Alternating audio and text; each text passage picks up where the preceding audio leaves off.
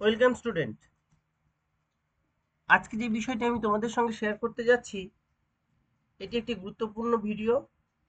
তোমরা যারা class 12 student তোমাদের জন্য অত্যন্ত একটি গুরুত্বপূর্ণ ভিডিও, এবং তোমরা যারা নিট পরীক্ষার জন্য প্রস্তুতি নিচ্ছ তোমরা ভিডিওটি খুব ভালো করে লক্ষ্য করো। যদি এই সংক্রান্ত তোমাদের কোনো প্রশ্ন থাকে তোমরা কমেন্ট বক্সে এসে প্রশ্ন করবে, আমি তোমাদের প্রত্যেকের উত্তর দিয়ে দেব। বিষয়টা কি?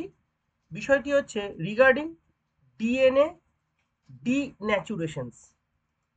What is DNA denaturations? Today we discuss about physical property of DNA. We know that there are chemical properties of DNA. There are different types of physical properties of DNA. DNA denaturations is one of them, physical property of DNA. Okay, so DNA has double stranded DNA has double-stranded helical structure. There are various factors that affect the stability of the DNA structure. We know that DNA is double-stranded and helical structure, and this structure is depend on different kinds of factors. That means there are various types of factors that affect the stability of the DNA structure.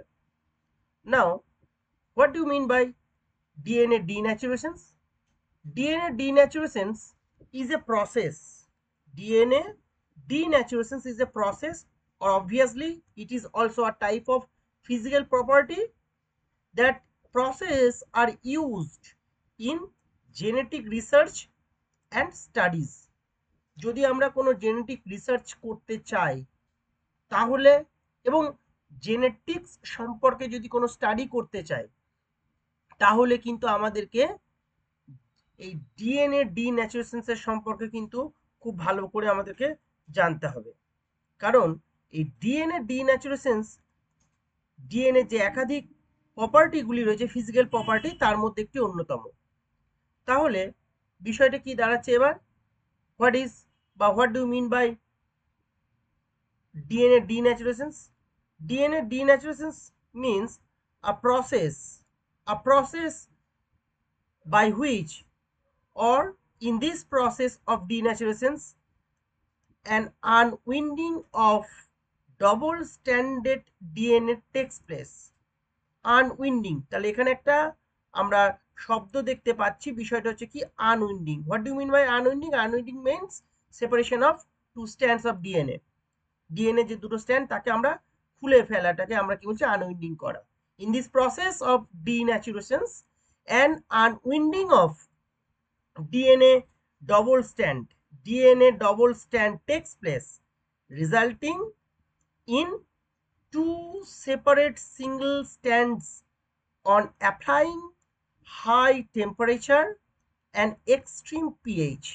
ওকে, তাহলে আমরা কি দেখলাম? আমরা দেখলাম DNA যে double, আমি একটু পরে একটা ছবি তোমাদের দেখাচ্ছি, ডিএনএ যে দুটো স্ট্যান্ড আছে সেই স্ট্যান্ড দুটোকে সেপারেট করে দেওয়া।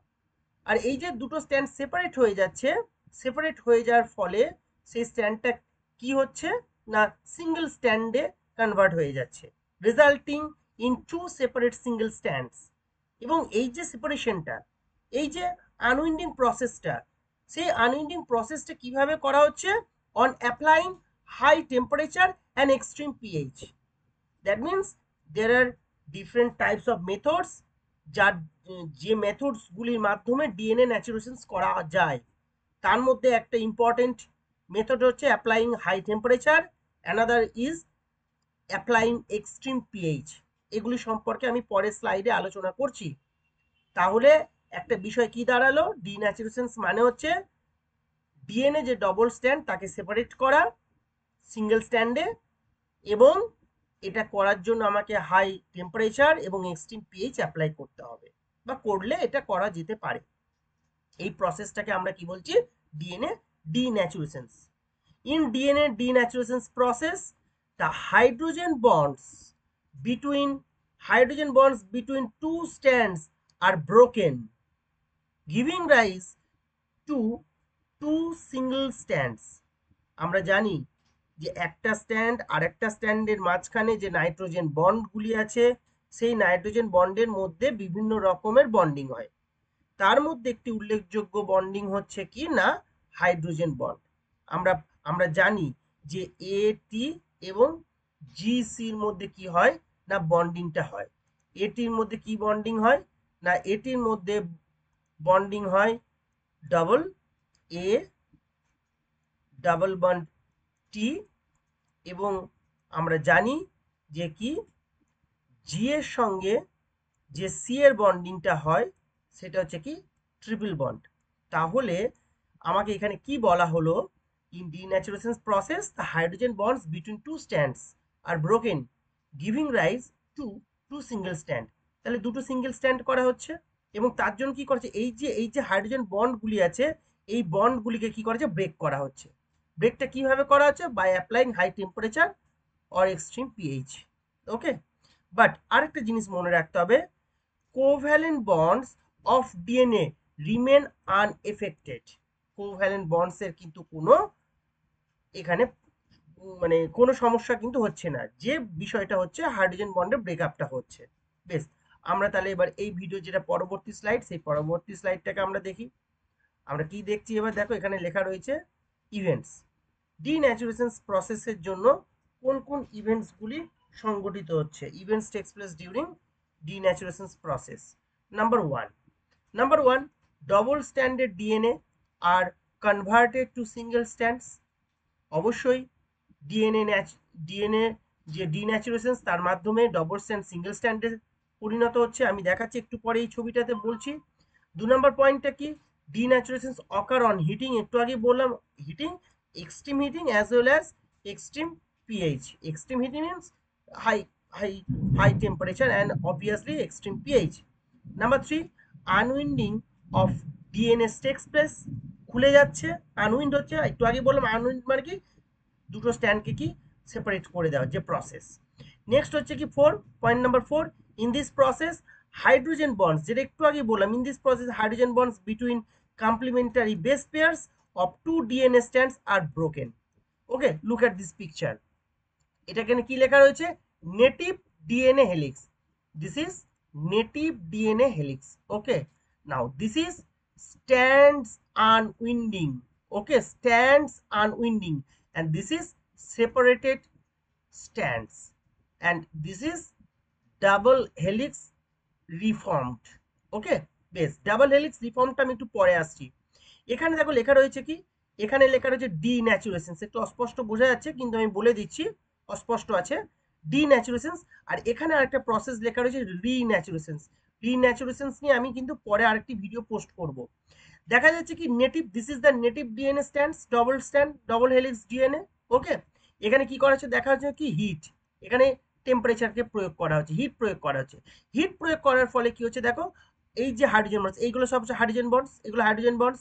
একটু আগেই বললাম যে কি এর সঙ্গে কার বন্ড হচ্ছে, এর সঙ্গে বন্ড হচ্ছে ডবল বন্ড করে টি থাকছে, এবং জি এর সঙ্গে কি থাকছে, জি এর সঙ্গে ট্রিপল বন্ড করে কি থাকছে, সি থাকছে। আচ্ছা, এই যে হাইড্রোজেন বন্ডসগুলি আছে, এই হাইড্রোজেন বন্ডসগুলি কি হচ্ছে ব্রেক হতে শুরু করেছে। এই যে ব্রেক হচ্ছে, তারপরে কি হচ্ছে আবার আমি কি করছি মোর হিট প্রয়োগ করছি, এই হিট প্রয়োগ করার পরে দেখো পুরো স্ট্যান্ড দুটো কি হয়েছে সেপারেট হয়ে গেছে, পুরো সেপারেট হয়ে গেছে। তাহলে এই যে 1 নম্বর পয়েন্টটাতে বলা হয়েছিল double stranded DNAs are converted to single strands, তাহলে এটা সিঙ্গেল স্ট্যান্ড হয়ে গেল। ওকে, এই যে প্রসেস, এই 1 2 3 এই যে এত দূর, এইটাকে আমরা কি বলছি, এইটাকে আমরা বলছি ডিন্যাচুরেশন, এত দূর পর্যন্ত। ওকে, এরপরে আবার তাকে যদি আমরা কুল করি, যে টেম্পারেচারটা বাড়ানোর ফলে স্ট্যান্ড দুটো সেপারেট হয়ে গেল, আমি যদি টেম্পারেচারটাকে কুল করতে থাকি, তাহলে সেই সেপারেটেড স্ট্যান্ড দুটো আবার রিজয়েন্ট হয়ে যাবে, আবার কি হয়ে যাবে না ডবল স্ট্যান্ডে কনভার্ট হয়ে যাবে। একে আমরা বলছি রিন্যাচুরেশন। রিন্যাচুরেশন নিয়ে আমি পরে একটি ভিডিও তোমাদের জন্য আলাদা করে পোস্ট করব। তাহলে আশা করি বুঝতে পারলে কি ইভেন্টস হচ্ছে এখানে। চলো আমরা এবার পরবর্তী যে স্লাইডটা আছে এই ভিডিও, সেই স্লাইডটাকে লক্ষ্য করি। কি রয়েছে এখানে দেখো, লেখা রয়েছে মেথডস।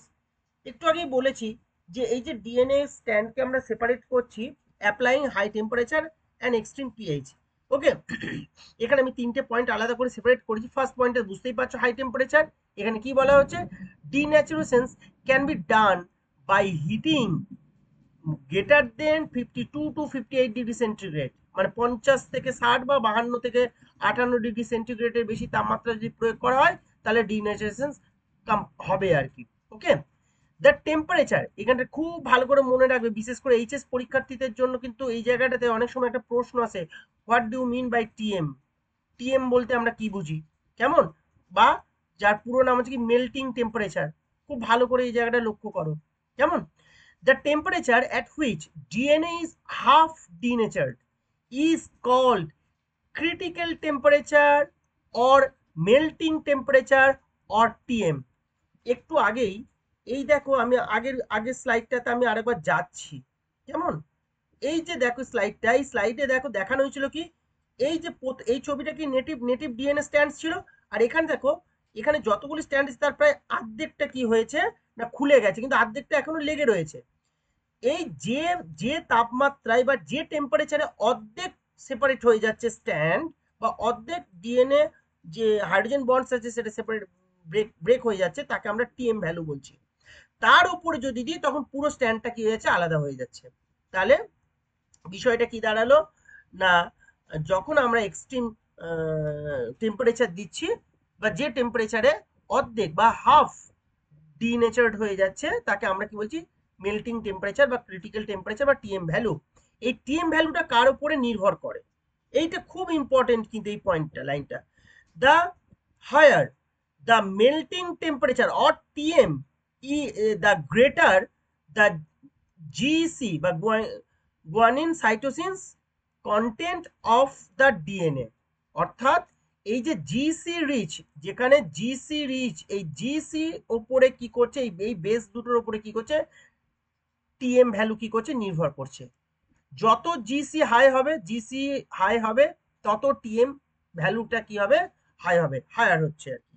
ওকে, বেশ। নেক্সট, টিএম ইজ ডিপেন্ড, এছাড়াও এই যে আমরা জিসি রিচের কথা বললাম, তো জিসি হাই জিসি রিচ হচ্ছে তাদের ক্ষেত্রে একরকম, লোয়ের ক্ষেত্রে হলে আর একরকম হচ্ছে।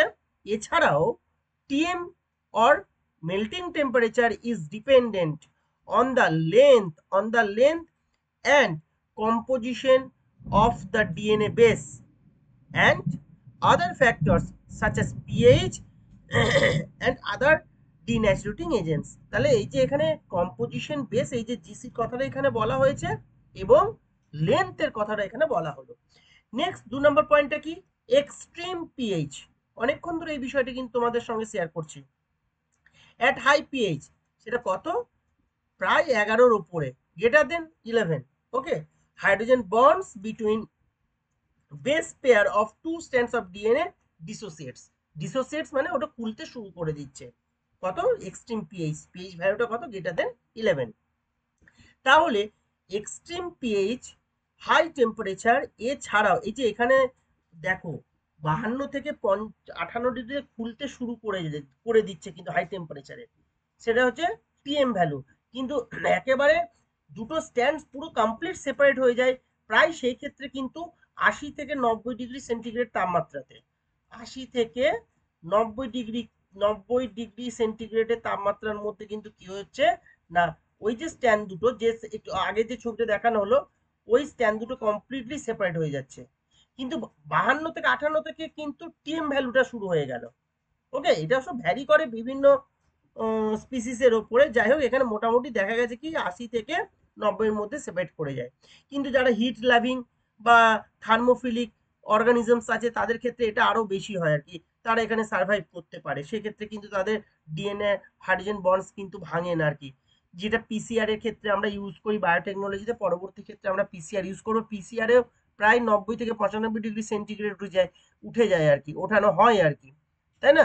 সেখানেও কিন্তু ডিএনএ থাকে, সেখানে একটা বিশেষ ধরনের পলিমারেজকে ইউজ করে, যেটাকে ট্যাগ পলিমারেজ বলে, থার্মাস অ্যাকোয়াটিকাস ব্যাকটেরিয়া থেকে এক্সট্রাক্ট করা হয়েছে। তাহলে এটা হচ্ছে একটা আলাদা exception case.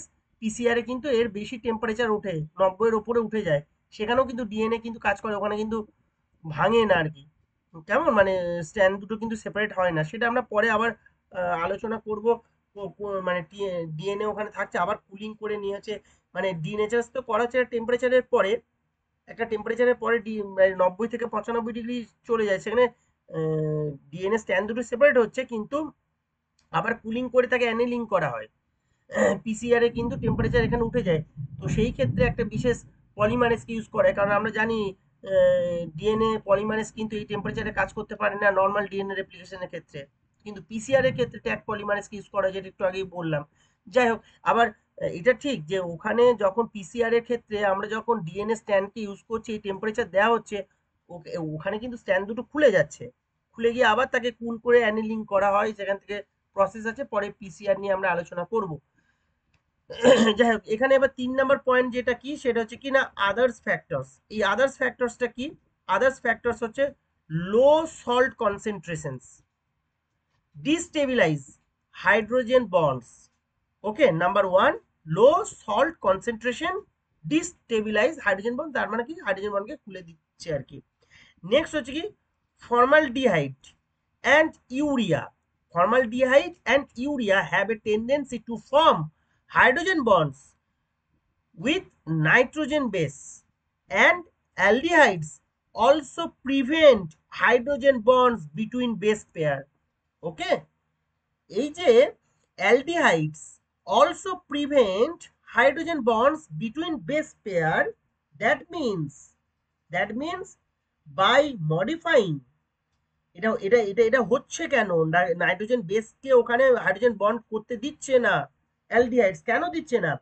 By modifying electro electro electronegative electronegative electronegative centres of nitrogen base, electronegative centers of nitrogen base by by by by by modifying electronegative centers of nitrogen base। এই কারণের জন্য কি করছে না, হাইড্রোজেন বন্ডস বিটুইন বেস পেয়ারে হতে দিচ্ছে না আর কি। তাহলে আদার্স ফ্যাক্টরস এর মধ্যে আমরা লো কনসেন্ট্রেশন দেখলাম, salt concentration, low salt concentration and for formaldehyde and urea. Okay, it also help for denaturation of DNA strands. Now next যে স্লাইডটা আমরা দেখব এই ভিডিওর, সেটি হচ্ছে কি এর এফেক্ট কি, what is the effect of denaturations. কেমন ডিন্যাচুরেশনস এর এফেক্ট কি? First effect, the rate of absorption of UV light is directly proportionate to the rate of denaturations. Okay, the rate of UV light absorption 260 nanometer is increased. ওকে, যখন স্ট্যান্ডটা separate হয়ে যাচ্ছে তখন তার UV light absorption রেটটা কি হচ্ছে, increase করছে। And number 2, viscosity decreases. that means it reflects the physical change occurred in the DNA structure. Denaturations helps or effect on DNA decreasing of viscosity. What do you mean by decreasing of viscosity? What is this? After applying temperature or extreme pH or etc means low concentration, salt concentration, urea, formaldehyde, whatever, এর ফলে কি হচ্ছে না ভিসকোসিটিটা decrease করছে, which reflects physical change occurred in the DNA structure. ওকে, এটাই ছিল আজকে তোমাদের সঙ্গে আমার শেয়ার করার বিষয় অ্যাবাউট ডিন্যাচুরেশনস। এই সংক্রান্ত যদি তোমাদের কোনো প্রশ্ন থাকে তোমরা কমেন্ট বক্সে এসে প্রশ্ন করবে, আমি তোমাদের প্রত্যেকের উত্তর দিয়ে দেবো।